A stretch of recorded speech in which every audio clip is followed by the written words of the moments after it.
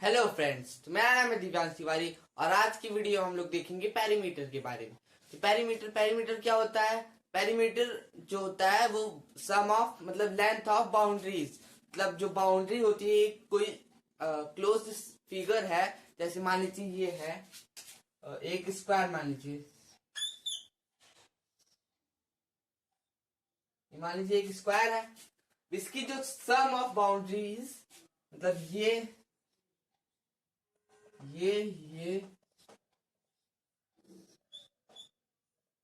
और ये इसकी चार बाउंड्रीज है।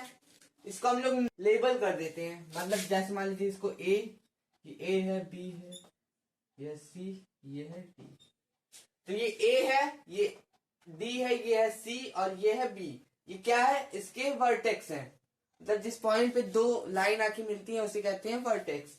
तो इसको हम लोग देखते हैं। मतलब यहाँ पे एक ए बी जो है, इन चारों जो यहाँ पे जो चारों साइड्स है, मतलब बी सी, उसके बाद डी सी, उसके बाद डी ए और ए बी, ये जो चार साइड्स है इसकी, मतलब इसको लिख देते हैं हम लोग C B plus A B plus A D, D A plus C D. ये जो चार साइड्स है इसकी, मतलब ए डी, उसके बाद डी सी, उसके बाद सी बी और बी ए, ये चार साइड्स है, इनका जो सम होता है उन्हें कहते हैं पेरीमीटर। इसके बहुत सारे फॉर्मूलाज होते हैं। पहले हम लोग इसके बेसिक में समझते हैं क्या होता है पेरीमीटर। लेंथ ऑफ बाउंड्रीज और measurement of boundaries is called perimeter. तो मतलब कोई भी अगर मतलब इस वर्ड में कोई भी अगर क्लोज फिगर है उसका पेरीमीटर होता है। अब ये है इसका पेरीमीटर होगा। अब इसका पेरीमीटर कैसे निकालते हैं? या तो इसके फॉर्मूले से हम लोग कर सकते हैं, या इसके साइड्स के सम करके। मतलब इसका साइड्स का मेजर ले लेंगे, फिर उसको सम कर लेंगे चारों साइड्स को, तो वही आ जाएगा इसका पेरीमीटर। अब मान लीजिए इसका एक और अगर है सर्कल, मान लीजिए ये सर्कल है, इसका कैसे निकालते हैं पेरीमीटर? अब इसका पेरीमीटर निकालने का ऐसा तरीका है कि यहाँ पे एक धागा रख देते हैं। यहाँ जैसे मान लीजिए एक पॉइंट करेंगे स्टार्ट, यहाँ से एक धागा रख देंगे, फिर धागा को रख के यहाँ से पूरा इधर साइड रख के फिर यहाँ से यहाँ तक रख देंगे। तो उसको हम लोग फिर काट लेंगे या उसका मार्क कर लेंगे, उसको स्केल से मेजर कर लेंगे, तो वह इसका पेरीमीटर आ जाएगा। अब इसका पेरीमीटर जो होता है उसको हम लोग सर्कमफरेंस कहते हैं। और जो इसका जो सेंटर होता है, इसका जो फॉर्मूला है वो है 2 पाई आर। तो एक एक करके हम लोग समझते हैं कि क्या क्या होता है फॉर्मूला। इसमें क्या है? ए डी, मतलब इसमें साइड जो होता है, side plus side plus side plus side, side plus side plus side plus side, मतलब जो एक शेप है, या मान लीजिए ये रेक्टेंगल स्क्वायर है, स्क्वायर की क्या प्रॉपर्टीज होती हैं? ऑल साइड्स आर इक्वल, मतलब ऑल साइड्स आर सेम। तो भाई यहाँ पे होगा स्क्वायर की ऑल साइड क्या होती है? सेम होती है या इक्वल होती है। तो हम लोग side plus side plus side plus side. अब जब साइड की वैल्यू इक्वल है, जैसे मान लीजिए ये है एक, इसका एडी का मीजर जो होगा वो 3 सेंटीमीटर होगा। मान लीजिए एडी का मीजर 3 सेंटीमीटर है। जब हम लोग क्या जानते हैं कि स्क्वायर क्या होता है? The close figure who has 4 sides and all sides are equal is called square. तो 3 मीटर है तो ऑल साइड्स आर इक्वल, मतलब ए डी जब है 3 सेंटीमीटर, तो डी सी क्या होगा? 3 सेंटीमीटर, सी बी क्या होगा? 3 सेंटीमीटर और ए बी क्या होगा? 3 सेंटीमीटर। तो जब साइड की वैल्यू आ गई 3 प्लस 3 प्लस 3 प्लस 3, जब हम लोग इसको अगर लिख देंगे, मतलब 3 सेंटीमीटर यहाँ पे लगा देंगे, centimetre 3 centimetre plus 3 centimetre plus 3 centimetre plus 3 centimetre. तो हम लोग अगर ऐसे भी कर सकते हैं कि मल्टीप्लाई करके ना, तो जैसे मान लीजिए side plus side plus side plus side है, तो हम लोग क्या करते हैं? जैसे 2 प्लस 2 क्या होता है? 2 प्लस 2 4 होता है। अब उसको 2 इंटू 2 कर देंगे तो भी 4 हो जाएगा। तो यहाँ पे साइड है तो साइड इंटू 4 भी कर सकते हैं। मतलब 1 टाइम, 2 टाइम, 3 टाइम, 4 टाइम, तो साइड इंटू 4 टाइम, इसको हम लोग क्या कह सकते हैं, साइड इंटू 4। मतलब जो स्क्वायर का पेरीमीटर होगा वो होगा 4 इंटू साइड्स। और जो इसको हम लोग ऐसे भी कर सकते हैं, या तो करेंगे तो वो भी 12 आएगा, और अगर 3 इंटू 4 करेंगे तो वो भी 12 सेंटीमीटर आएगा। इसका इसका क्या होता है, सर्कल का हम लोग सीख लेते हैं।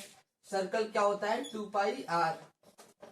अभी हम लोग इसको समझते हैं, आगे इसके एग्जांपल्स भी देखेंगे।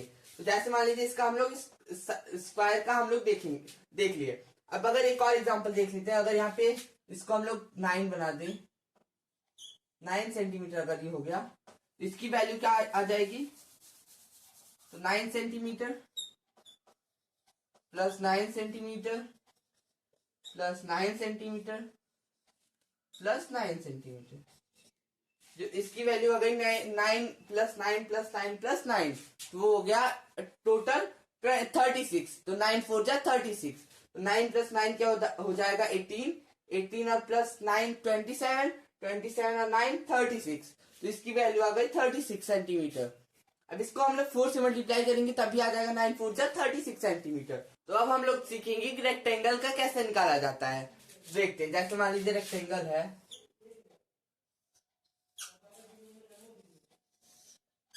ये रेक्टेंगल है मान लीजिए, इसको हम लोग लेबल कर देंगे। तो मान लीजिए इसको EF GH, इसको EF GH से लेबल कर देंगे हम लोग। तो इस रेक्टेंगल की क्या डिफिनेशन होती है, the close figure which has 4 sides and opposite sides are equal. Opposite sides क्या होती है, मतलब अपोजिट साइड क्या होता है, जब ये जो साइड है और ये साइड, ये जो ये मतलब EF और HG जो होगा, ये दोनों साइड्स हैं, ये दोनों अपोजिट साइड्स होंगी और ये दोनों इक्वल होंगी। और जो ये साइड्स है,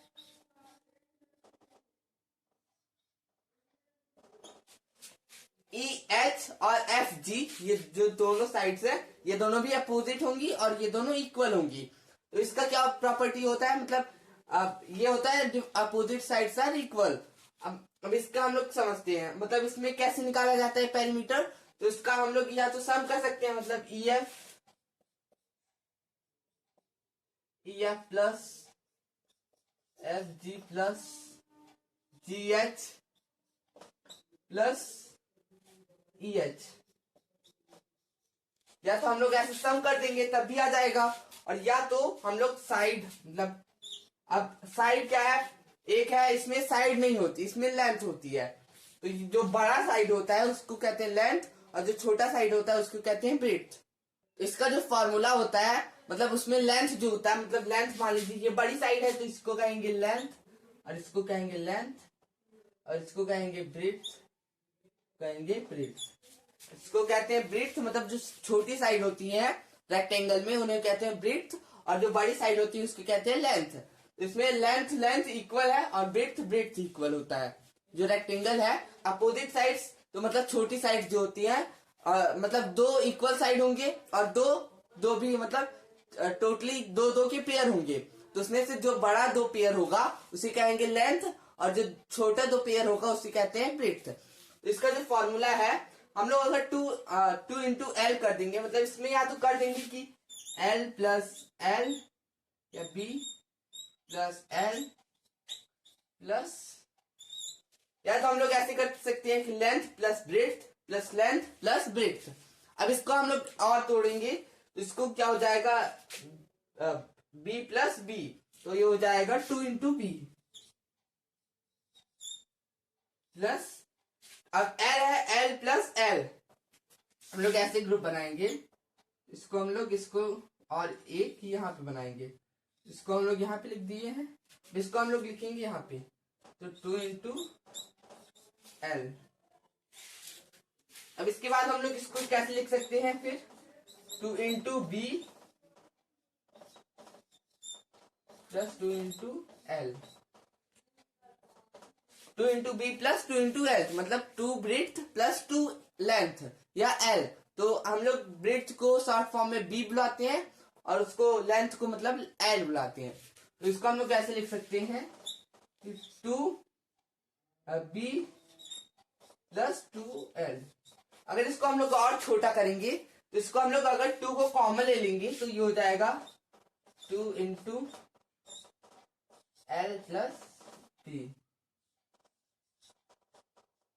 ये जो प्रॉपर्टी है मल्टीप्लिकेशन की हम लोगों ने डिस्ट्रीब्यूटिव प्रॉपर्टी में देखा था कि अगर 2 से मल्टीप्लाई कोई नंबर, मतलब एक सेम नंबर से दो नंबर मल्टीप्लाइड है और दोनों में ऐड हुआ है या सब्ट्रैक्ट हुआ है, हम लोग एक नंबर कॉमन ले लेंगे, उसके बाद ब्रैकेट में कर सकते हैं वो। तो हम लोगों ने ये सीखा था। तो यहाँ पे भी हम लोग वही फॉर्मूला लगाएंगे, distributive property of fraction in addition. तो हम लोग यहाँ पे अगर वही फॉर्मूला लगाएंगे तो 2 into B plus 2 into L equals to 2 into L plus B. तो अब हम लोगों ने क्या क्या सीखा है, रेक्टेंगल का, फिर स्क्वायर का, हम लोग सीखते हैं सर्कल का। सर्कल का क्या बताया था मैंने, 2 इंटू 2 पाई आर। तो हम लोग सीखते हैं कैसे सर्कल का पेरीमीटर निकाला जाता है। अब हम लोग सीखते हैं कि सर्कल में कैसे निकाला जाता है पेरीमीटर।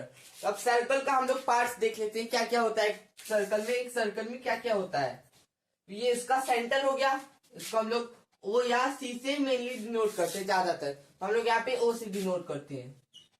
ये हो गया सेंटर इसका, मतलब जो बीच में होता है उसे कहते हैं सेंटर। अब जो ये हो गया इसका जो पूरा गोला हो गया, इसे कहते हैं सर्कमफरेंस। इसकी मतलब बाउंड्री होगी, इसको कहते हैं सर्कमफरेंस,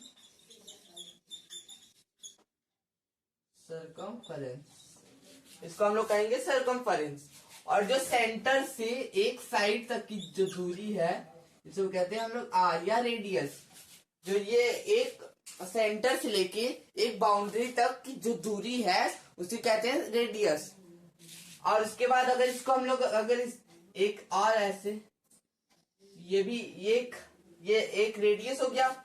अगर हम लोग इसको और बढ़ा देंगे तो ये जो हो गया ये डायमीटर हो गया, इसको कहेंगे डायमीटर। हम लोग रेडियस को क्या लिख सकते हैं, 2 इंटू आर। मतलब अगर रेडियस को दुगना कर दिया जाए तो डायमीटर हो जाएगा। अब यहाँ पे ये, अब इसकी क्या डेफिनेशन होती है, मतलब इसकी क्या प्रॉपर्टी होती है, तो ये एक सेंटर से स्टार्ट होके फिर अगले मतलब एक साइड से, मतलब सर्कमफरेंस को टच करके फिर सेंटर को टच करती है और फिर इधर मतलब अगले सर्कमफरेंस को टच करती है, इसे कहते हैं डायमीटर।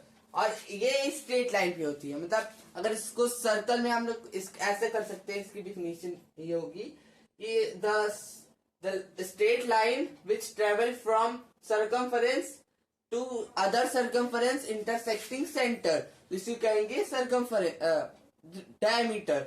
इसको क्या, अब इसमें हम फॉर्मूला हम लोग नोट कर सकते हैं कि 2 आर इक्वल्स टू नहीं radius equals to D upon 2 और D equals to 2 into are.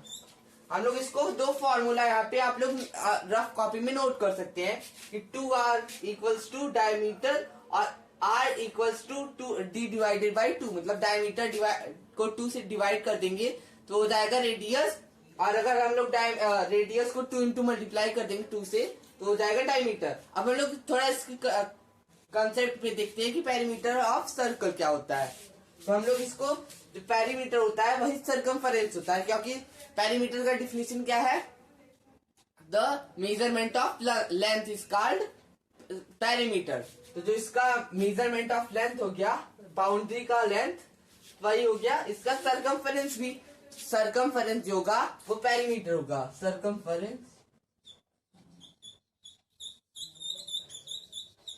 Circumference equals to perimeter. जो सर्कमफरेंस होता है वो पेरीमीटर के इक्वल होता है। तो और जो इसका फॉर्मूला होता है हम लोगों ने थोड़ा पहले डिस्कस किया था कि वो क्या होता है, 2 इंटू पाई इंटू आर। तो 2 इंटू पाई इंटू आर, मतलब रेडियस में हम लोग 2 से मल्टीप्लाई कर दे फिर पाई से मल्टीप्लाई कर दे तो वह इसकी वैल्यू आ जाती है। अब पाई की वैल्यू कांस्टेंट होती है, मतलब वो कभी भी चेंज नहीं होती। और पाई की वैल्यू क्या होती है, 22/7। इसकी वैल्यू आ गई, पाई की जो वैल्यू है वह 22/7। जो 22/7 है इसको हम लोग लिख सकते हैं, इसको हम लोग लिख देते हैं या अगर इसको 22/7 लिख सकते हैं, या इसको लिख सकते हैं 3.1428। और इसके बाद ये इसके आगे भी डिवाइड मतलब ये कभी डिवाइड नहीं रुकेगा, यही रिपीट होता रहेगा। इसके आगे जो है मतलब वही, मतलब ये खत्म नहीं होगा कभी। तो इसको हम लोग मेनली इसकी वैल्यू यही रखते हैं 22/7। ये पाई की वैल्यू आ गई, इस पाई की वैल्यू क्या होगी 22/7। इसको हम लोग एक एग्जांपल से देखते हैं कि इसकी कैसे सरकमफेरेंस निकाला जाता है। अगर सरकमफेरेंस का क्वेश्चन आएगा तो वही ये आएगा, मतलब हम लोग अगर फॉर्मूला को देखेंगे तो 2 इंटू पाई इंटू आर। अब 2 इंटू पाई इंटू आर है, 2 इंटू पाई इंटू आर है। अब हम लोग आर मतलब अब इसको हम लोग ऐसे लिखेंगे, अगर 2r into pi equals to perimeter, जो पेरीमीटर हो गया वो 2 इंटू आर इंटू पाई हो गया। तो हम लोग इसको क्या लिख सकते हैं एक और, अब हम लोगों ने 2r क्या डिस्कस किया था कि 2 इंटू आर क्या होता है, डायमीटर होता है सर्कल का। तो वही अगर हम लोग लिख देंगे diameter into pi equals to perimeter, या सरकमफेरेंस भी हम लोग लिख सकते हैं।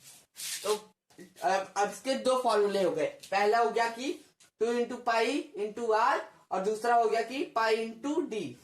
हम लोग अगर एग्जांपल से समझते हैं कि कैसे निकाला जाते हैं, अब हम लोग देखते हैं। जैसे मान लीजिए रेडियस है, रेडियस की वैल्यू क्या होती है।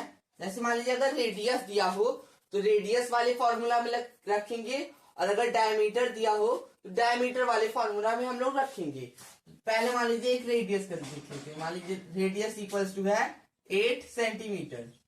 मान लीजिए रेडियस की वैल्यू क्या है 8 सेंटीमीटर।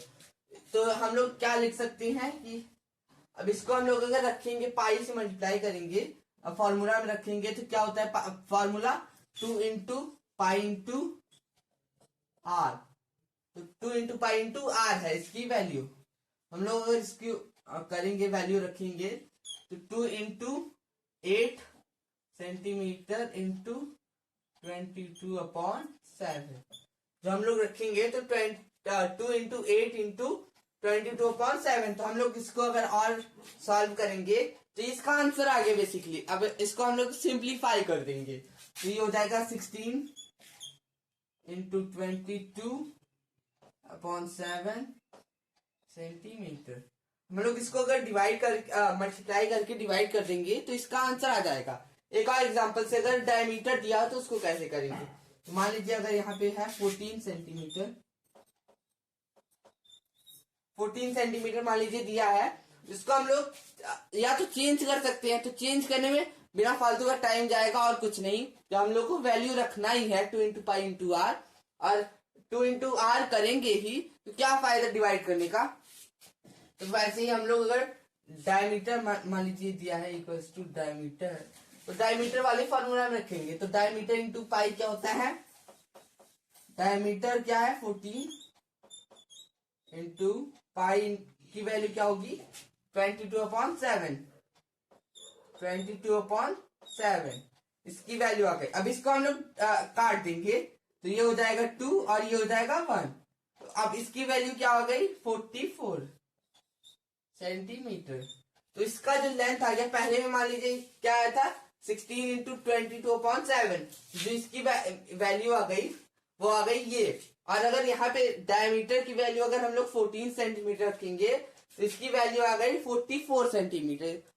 तो इसकी वैल्यू आ गई 44 सेंटीमीटर। तो हम लोगों ने इस वीडियो में क्या क्या देखा है, पहला देखा था कि स्क्वायर का, तो स्क्वायर का क्या फॉर्मूला था 4 इंटू साइड, और रेक्टेंगल का क्या फॉर्मूला था 2 into R into 2 into length plus 2 into breath.